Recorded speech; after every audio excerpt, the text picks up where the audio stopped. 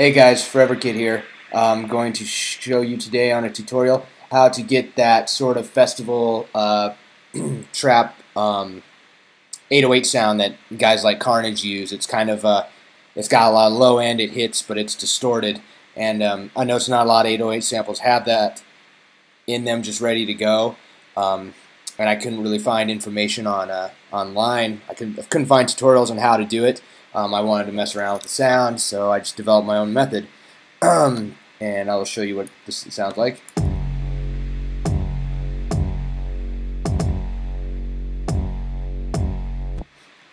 So you may or may not be able to hear some of that depending on what kind of speakers you have. You definitely want a sub for that one. So I'll just get right into this. It's basically what I have. This top here is mostly only for side chaining. I'll just get right into the layers. I have a distorted 808 sound, and if you want to know where I get my 808 samples, I get them out of a Tape 808 pack. I can't remember who makes it, but it is it's all actual analog samples from the Roland 808. So these are analog samples, you know, not making 808s with massive or any of that stuff. It's really legit. If you're into 808 type music, I would suggest definitely getting that because the samples are really clean and you can really do a lot with it. So let's get into this. So this is my dry sound. And there's a lot of bass on the 808, and there's some harmonic content in that one, and that's why I picked it in particular, because it was said it was tape saturated, which definitely helps. So to do that, and obviously I did this in Ableton Live. Really, to achieve this sound, it's really like three things that are doing the most for you, and it's the overdrive, the saturator, and the EQ. This Ohmicide plugin, I'm using it just for a little bit of additional harmonic content. As you're going to be able to hear,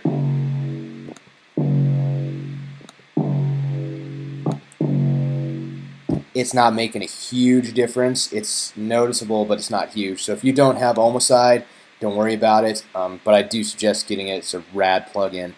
If you have Ohmicide, I'll show you really quick what I'm doing here inside Ohmicide. You know, you can see I've got band 2 cutting at about 3,000 hertz. You know, band 1 is a 690, and I'm just giving a little bit of gain down there. Because I do high pass, low pass out a lot of this, so I think most of what's going on is right here on this one. I just leave it on the Smart E setting. Give a little bit of gain. You know, obviously dial the band down, and you know, for the high one, I put it on strong. I actually don't even know if, yeah, I have it high passed out, so that doesn't matter really. It's just this band 2. Let me see. I guess there's the low bands in there a little bit too. So it's really just those two that are doing the work. Yeah. Like I said, you don't really need to use Ohmicide. However, you'll hear Overdrive is doing the most for you.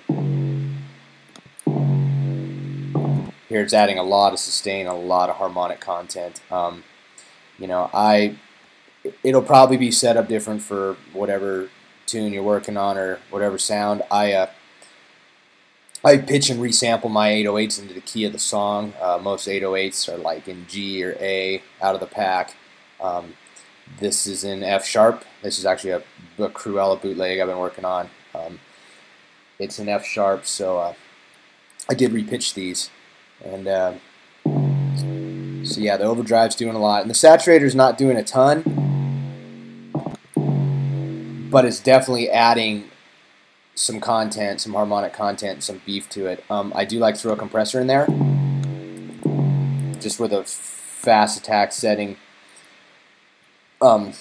And I have this EQ going on here, and I have it, so I got it passed at 170 and again at 966. I don't know why I picked that number, it just sounded good. And that is to keep it out of the way of my low.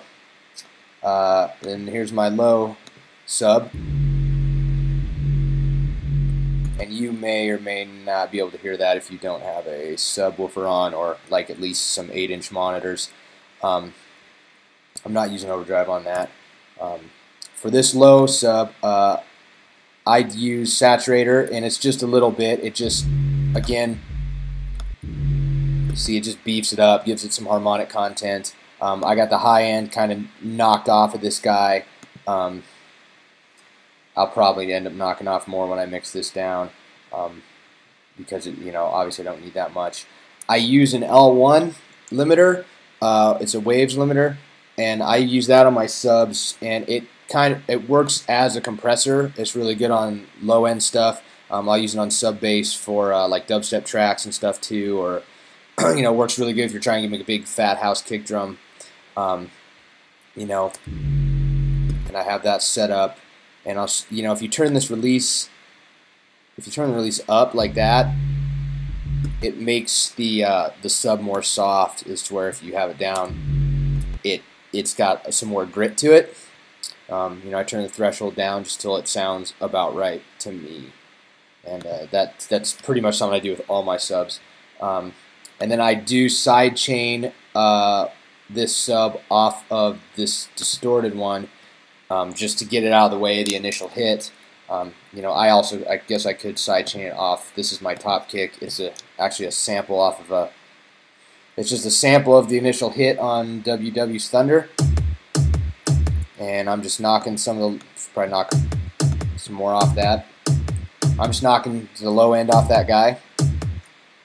It's just giving it that punch and that hit.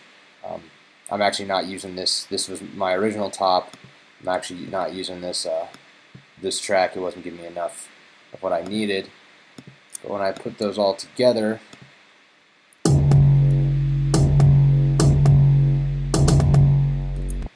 it starts to make a pretty beefy kick.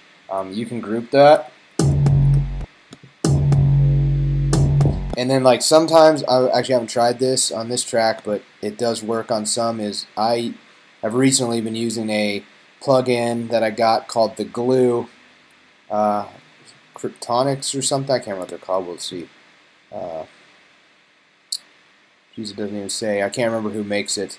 But, search that stuff. This is literally one of the best compressor plugins I've found. It just makes things sound awesome. It's got a lot of great presets. It's got a drum parallel, so I'll run my drums in parallel to this on a bus. It's really good, like if you have a group of synths. It actually has this glue setting here, the glue and the glue 2, which just really, it does what it says. It glues things together. A lot of times I'll stick this, if I'm mastering my own track, I'll put this on my master bus too, on the Make It Loud, and it just makes things sound freaking awesome with minimal work.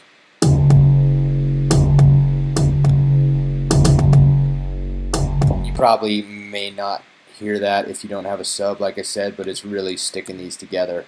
But that's pretty much it. That's how to get your distorted 808 festival trap on, a la Carnage, and I'm not certain who else is doing that right now.